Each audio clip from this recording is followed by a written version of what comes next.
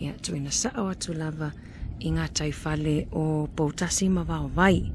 Fifi whailo atu ia leo o tau tangatanga I mai I le motu leo lo tu atu lungo tato ala ata o le motu o USAFE. E whafsanga I tonu lava mga taifale o Falealili. Ia ai leo tu sao atu ai tato wata lea.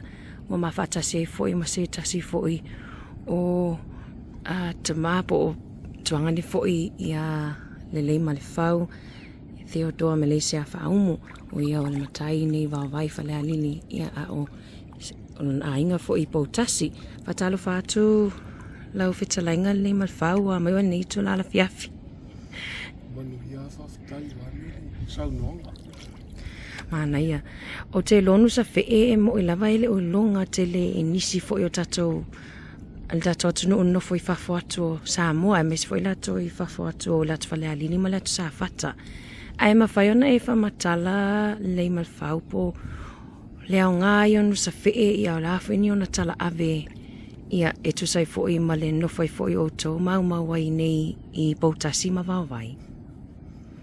O nusa fee o se motu tufua o lo ola ma te reni la au o lo ola I e pe o le talie o niu o le fau fetau ulu o le motu o lo si o mia e sam ia mau le tau o le motu e tau o tele le au whanguta o le alawa le whai tai le laua au o nusa fe ia e mapu iai tau tai a whapea e aru se whai whafuasei o na hangi se matangi ia e mapu I lungo le motu I ona lau o nione ia meise foi o papa lo si o mia ai mau ese mapusanga pe a whafuasei o na whaale tonu le tau ma lo whaftai Leleimalefau e se so sila fia foi le mafua anga foi na la iona whaai ngoa le motu o USAFE ia whaftai mau se ale mau aia ma le tato nungo le motu o aso ia sa whapese tala e o mai a fe me le sami mau I lungo la au pe a whape mana o mia fe e ia le vevela le la ma whanai e o la ma tau pe upe solo lungo la au pe one tanga I atu le motu e la au o lo mai lungo sam e pe e ala tuai fe e oni se o fe so solo tu lungo le papa mai ai la aso tala tu mai o le motu e mapu I se e taimio e fa pe fo fa le tonu tau pe ia o anga tangata mali ia ua e fa pe se tala to ia ina e o I lungo la o la au e mapu ia pe tau pe upe ima ia fee ia fee a tonu e whainga tāna ta tonu e tangata I leta ia tala lea wale ona whai ngore motu ia nusa USAFE o le motu o fe motu fee mai ala nei taimi o lo maua I pea ia fe I lona I le sami o lo si o miai laua au o lo iai ia tere fi ngota maua ia fe o no le motu o whape o le motu o fe lie la whai ngoa ia o le nuu fe nuu sa fe no USAFE no USAFE moni le e aini ia fe sa hola ma no foi lie lava e aini tapu foi e toi I le motu ia o le tapu a mai aso ia e sao na so na eli le ononi e mwhai ana ta alo I lungo le ononi ai sao na ili o ane I maua lalo le eli ino le ononi po le wha futu a so na eli lo wha pea le ononi o na laia lea ua so wā ia au lo whata amilo le motu. Ma e le mwhai ona toe saho mai se isi iuta. Pera whai e tupu ia tūlanga I li leo neone. I so ona eli o leo neone. Alo whafitau te loa o e fo se tasi o tautai ua masani fo i le sami mga tai whale o Falealili. Ai o e tele lai na oni ta whaonga I tai le motu toa au la fo sona tau e ave ai e au whai vai a inga ia ma whangota. Ona lena mātau atu nza tau sa ili se va ai nisio a inga e mātau atu pe tolu se lauta lai le 5 se lauta lai e ave ia ta whaonga I tai. Ia o tūlanga na a ko kere ka whaonga e fuar waafi. Pai kau e fuar kau ka. Wale toi tau ngō fie pensini mo. Kau ngō fie pensini ia mai e fuar le kau ole ar kangaka I e ongar waafi anga I ko kere le la o. Ne la o le va. Wa le boar waafi le yo ia e le mwhainga hau se si kai le ngai. E uma au whangua ia o solo le mana moanga. Ia whako au whare rola I le awa e ut whare kongore o le moku. Le ase mamao pe ata wha pe aeta o le wa ni we le wa le e tsa waia Leleimalefau o le ase mamao la a whaitu la. Ka ke ore kaimini ia o le maru. Ia power meo wai e sere maru o ka le alaro. E se kai a kui o me ire moanga sau sau. Ia maru le ia kai a pe a mare a whai kura ai. Ka ke alo I wai le songa. Whaalawe wawea fo I fua le alo le waama. Moni. Mare kūranga re kai le iai. Li e lava. A whapea e alo waafi. Ia penga se e au se furumi uke alo le waafi. Pe alo waafi. Pe alo waafi. Pe alo ko akere alo le waafi penga se. Ko lima o mi uke o kaunga. Te loa wa matoi masani lava ia le au whai lava ia Poutasi Vaovai sa le lua e mesela te Falealili lea o loo whaasanga tonu mai lava ia USAFE I vaenga fo I tāpena I pe anga I tai le motu. Iyo. E mesela vai kaimur parolo.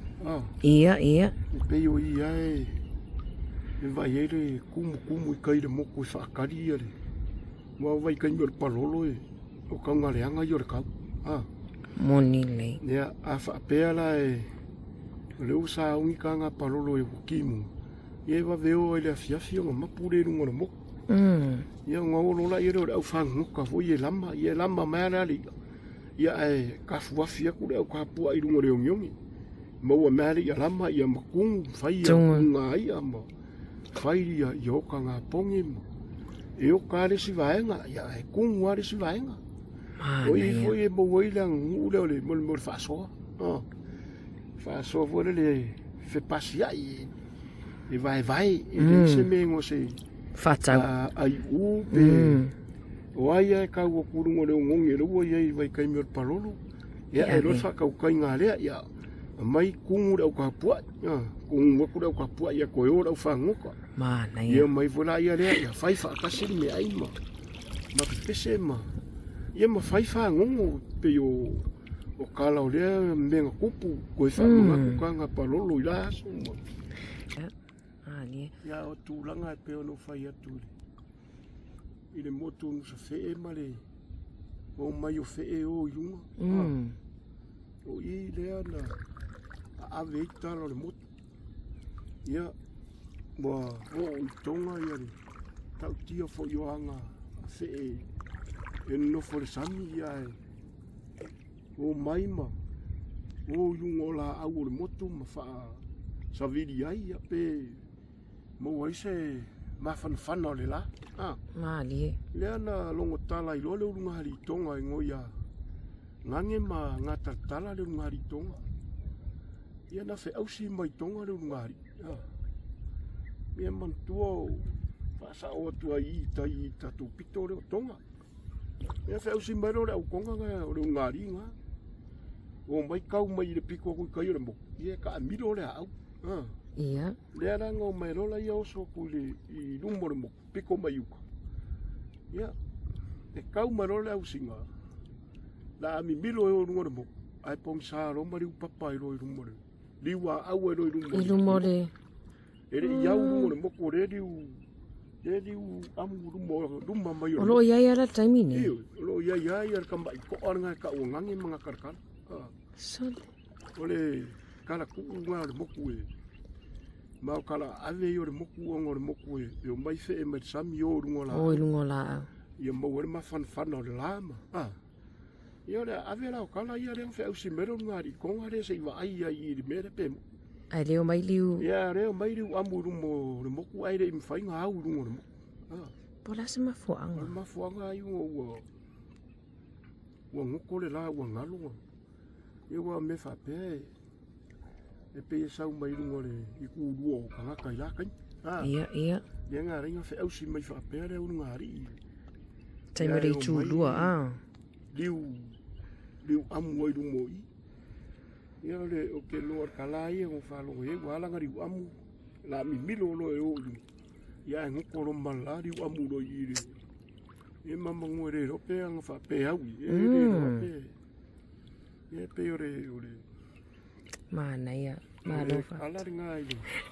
I le alu le moku le USAFE. O le o mairo ngāri. Ko ngā renga whe au si mai o ngange mga karka. Mana ia. Ia o mairi u amu rumoi. Ia le ala ua whaare kongo e ro mala. Le au le moku. Le au e ala Le ala ua ai le au. Ala ua ai le au. Ia le ala ua liu a mea e ro ma. Na me ka ure koa. Ure koa kuso se. Amu le.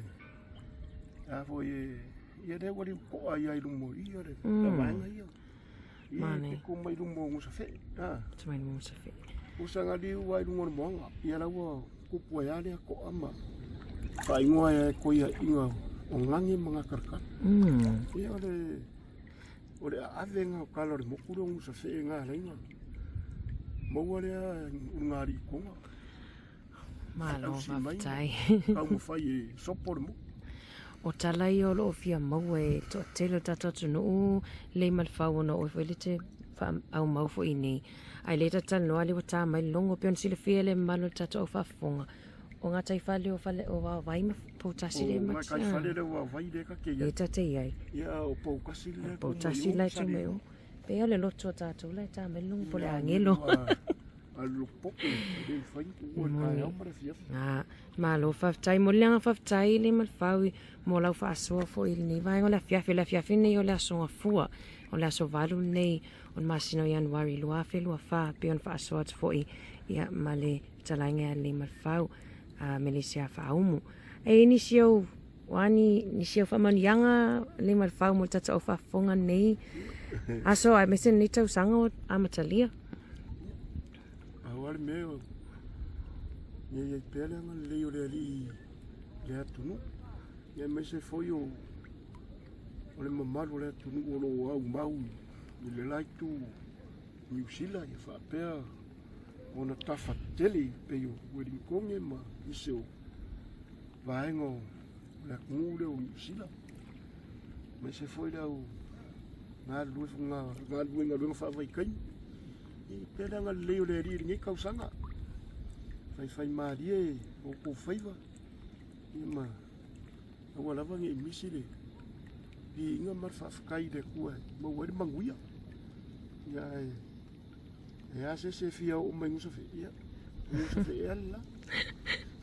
Malo whaftai tautua si whongo lau mua po le Samoa Capital Radio tu ina saa watu lava i ngā taifale o Vaovai Falealili ia e tatu toi wheloa e fwis taimo i luma manuia fwoi tau lumanga me se wha muenga ni tau sanga Leleimalefau ma manuia fwoi ate oe whaltua ma le a inga ano whātu por kalame whaftai.